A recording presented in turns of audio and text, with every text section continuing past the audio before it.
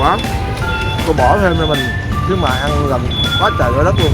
Kiểu này chết bánh mì con ramen rồi. Chốt lại là bánh mì ramen không nên bỏ mì thò này.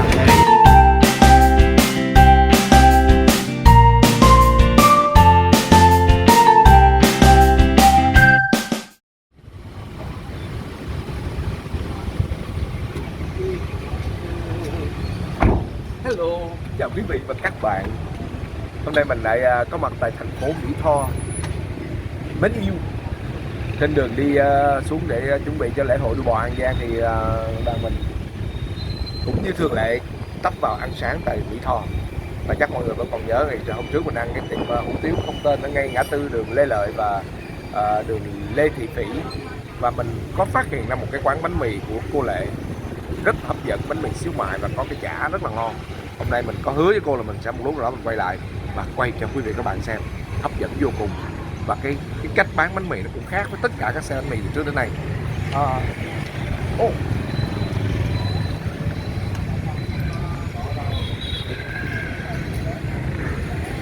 Còn cái xe kia đi đâu rồi?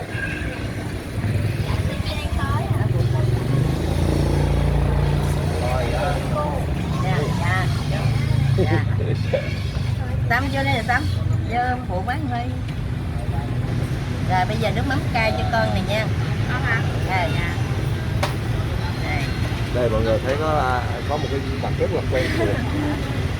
Hello, chào tất cả mọi người.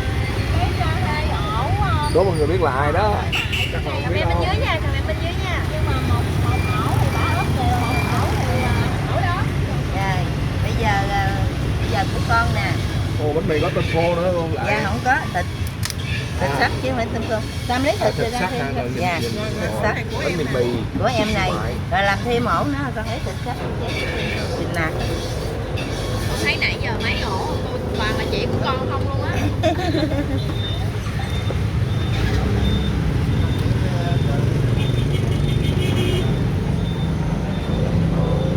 Rồi. đây đi các bạn.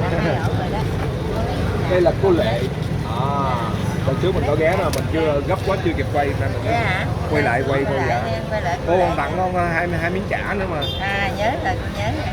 Nãy mấy em này xuống chào mà cô không nhớ. Nay cô mới nhớ.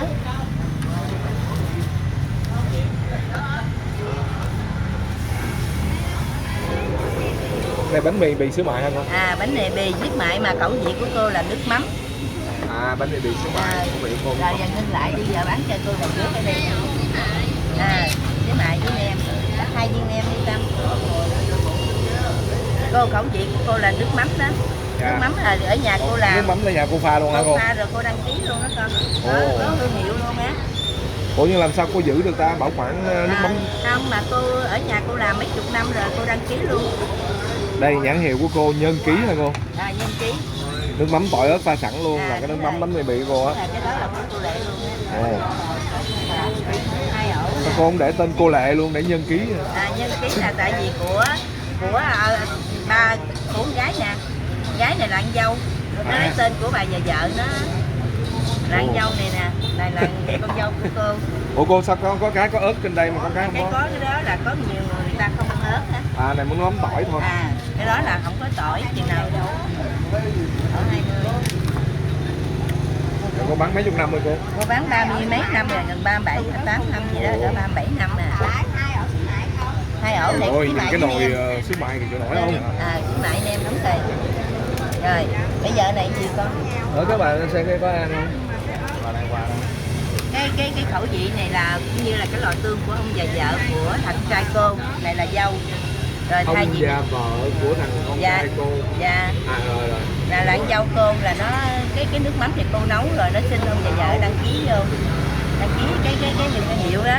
Cái công thức là của cô đúng không? Công thức của cô. Rồi, này 20. Rồi dặn đi cần tiếp đi Trinh. Cái này bảo quản được bao nhiêu lâu cô? Được 5-6 tháng nè. Cô đăng ký rồi nửa tháng ra duyệt rồi cô mới dán nhãn vô. Nhà nước duyệt rồi mới nhãn. Một chai này cô bán bao nhiêu cô? 30.000. Cô mua chai này về bán bánh mì con em được á. Rồi về ăn bánh mì bánh hỏi. Mì bún rồi đó, rau chấm. Trên Sài Gòn cũng có cái nhà bánh mì không? Dạ hả? Bán cho công ty thôi. Dạ hả? Dạ. Rồi bánh mì bì chắc mua cái nước mắm đây về chắc là ngon lắm này. Cái này là khẩu vị của cô, qua đây mấy chục năm là cái khẩu vị của cô là nước mắm. Dạ. Ở bên này ai cũng, cô là người ở Bến Tre. Dạ. Ở Ủa cô Bến Tre hả chứ không phải ở Tiền Giang? Không, cô ở Bến Tre. Rồi hồi xưa cô qua đây á, là ai cũng lấy nước tương không à, thành ra cô đi riêng của cô là nước mắm. Dạ. Gói mấy ổ. Em mua hai chai nước mắm này.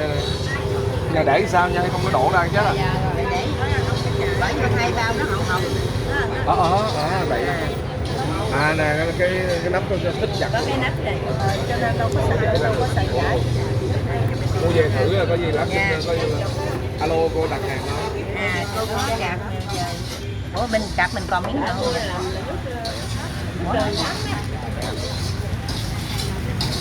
Các bạn cái địa điểm đặc biệt là mình đây là cái xe bánh mì mà đầu tiên mình thấy nó không có giống các xe bánh mì khác nha. Xe bánh mì nào cũng có cái xe cái tủ lớn lớn không đẩy xe, mà riêng cái này là để ra nguyên cái việc của cô là để ra open. Cô hồi xưa cô qua đây á, là cô đi tham khảo là ở đây ai cũng pate nước tương không à. Dạ. Rồi cái cô mới đi cái ngã khác của cô là khẩu vị của cô là nước mắm. Dạ.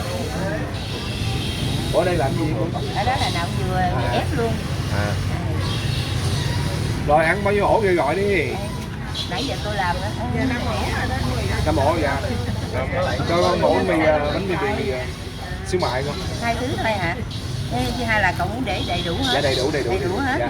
Dạ có luôn chả. Có luôn. Dạ.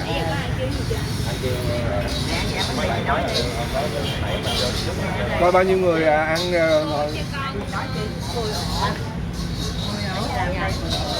thêm 10 ổ nữa thôi. Rồi cô cho ớt nhiều thì nhiều nha cô. Ổ này của con đi, ớt nhiều thiệt nhiều nè. Để riêng điện cho con, vô riêng một cái bao này đi. Để cho con xin miếng ớt đi. Ớt để hen như này. Để con. Con làm cho mấy ổ. Đó được mấy ổ rồi đó. Vô mỗi một ổ là một cái bao đi Bích. Đây bánh mì cô Lệ. Bánh mì cô Lệ. Đường Lê Thị Phỉ số mấy là con đây số mấy luôn? Số mấy vậy cô hợp ở đây? Như số 5 hả? Số 5 đường Lê Thị Phỉ.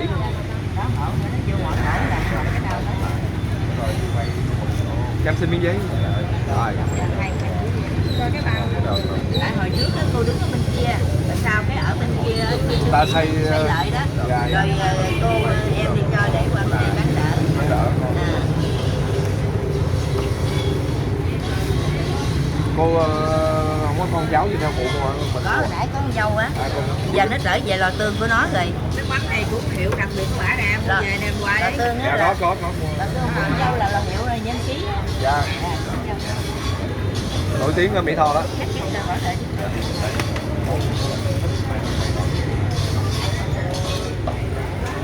Rất của.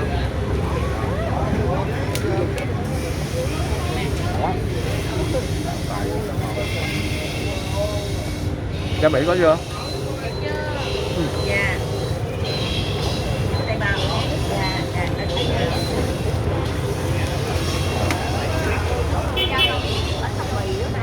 Rồi đó, vô mỗi ổ vô cái bao hết cho con.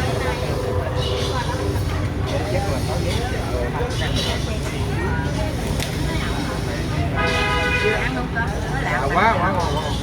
Đâu mà miếng nào không ngồi. Mấy cái ổ mới vô. Ớt ngon quá. Nước mắm con chan thêm chút con ăn cho ngon. Ổ không rồi. Rồi ăn cay như vậy. Dạ. Ớt ngon. Giống như Trường Giang vậy đó, Trường Giang ăn ớt thì Dạ.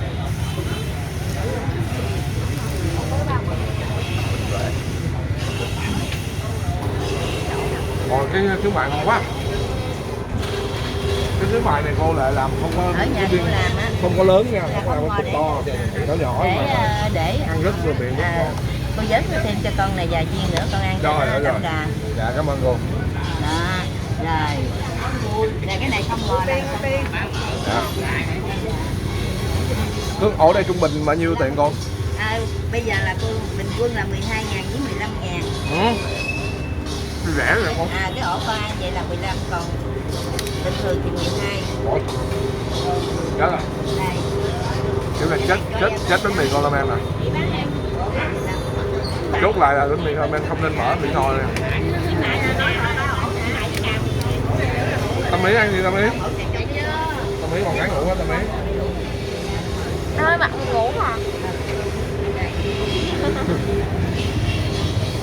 Gia đình không, số 1 sắp hết rồi bà con ơi, buồn lắm.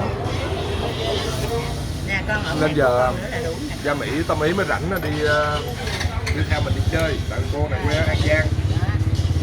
Quê An Giang đúng không? Dạ đúng rồi, dạ An Giang tôi đứa bò. Nãy có nói mà không sao.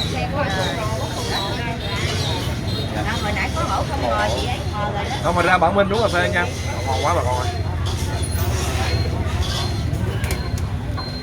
Nhìn thấy cái nhân là chất lượng chưa? Cái xíu mại nó thơm, vô cùng thơm. Lấy hai cái bao luôn. Thơm phức luôn. Lấy cái bao lớn. Còn đúng là cái nước mắm tỏi ớt của cô Lệ là thôi vô địch. Mình sẽ quyết định mua về đi. Là mốt bánh mì caramel xài nước mắm của cô Lệ là hơi bị dữ. Rồi để cô đem cho con. Bánh mì giòn tan.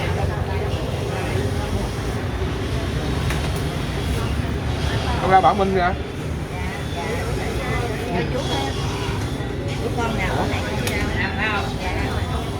Đồng lắm. Thôi tạm biệt con nha cô. Dạ, mua mấy món nha cô. Rồi cảm ơn cậu Dạ, nha. dạ. Rồi có gì Hẹn gặp lại. dạ mốt lên YouTube cô kêu mấy em ở nhà coi nha. Đó là con có bì không ngồi nữa. Dạ, cảm ơn cô. Rồi cảm ơn. Độc quá.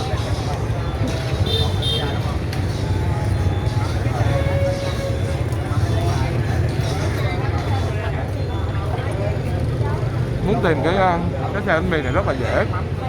Đối diện với cái trường college Đờ Mỹ Tho. Đó.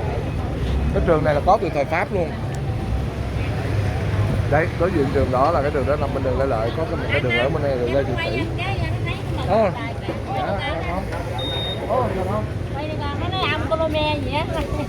Chụp Chụp đi. với con nha. À, Rồi. chụp với nó đi. Selfie đi. Ở nhà nó vừa đi. Con với là chú nè. Quay đi con, xuống đàng hoàng.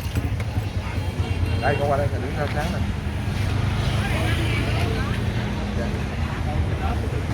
Cầm chụp mình á. Bước xuống đi con, bước xuống chụp với chú Hương Tám đi. Con thấy nó mừng quá trời. Rồi lại chụp đi. Chụp chú ơi. Rồi con. Đây. Hai Con mấy con? À, lớp 6. Hai đi con, hai. Ok. Anh đưa tay lên con. Rồi, cười. Dạ máy này rồi. Anh nhìn cái bên đây mấy mấy. Dạ ok. Rồi, cảm ơn con nha. Chưa chưa con? Dạ rồi. Rồi, cảm ơn nha.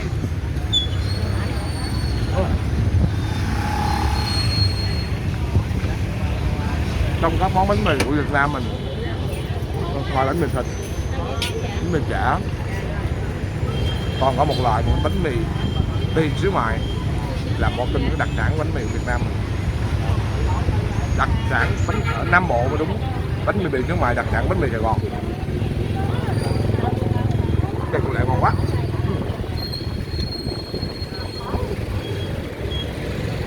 Quý khán giả các bạn có đi đâu về Mỹ Tho? Mỹ Tho thì nổi tiếng hủ tiếu rồi, cơm tấm cũng ngon nữa. Bây giờ bánh mì đừng quên nha, có một địa chỉ bánh mì rất là độc đáo. Bánh mì cô Lệ gần 40 năm rồi.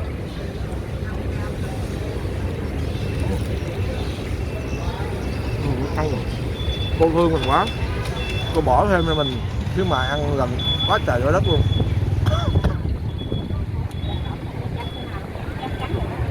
Rồi, cười lắm anh. Dạ. Dạ.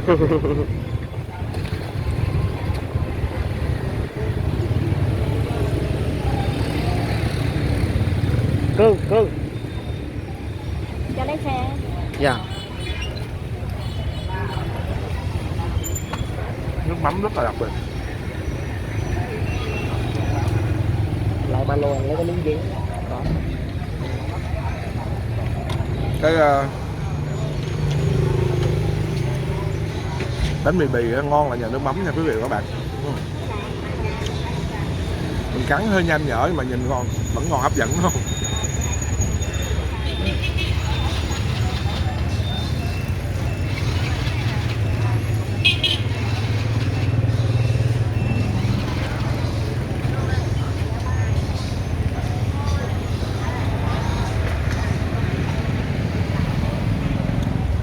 Hoàng Lào là cũng mê xí mại lắm mà.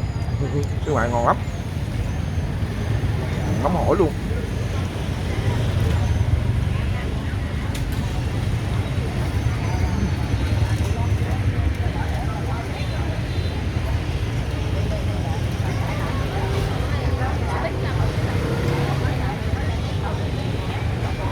Trời hôm nay hơi ui ui chút xíu,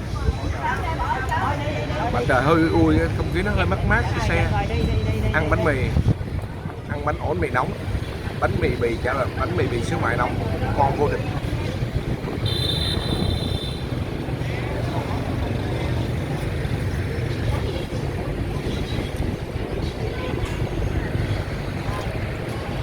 Vậy bạn mến,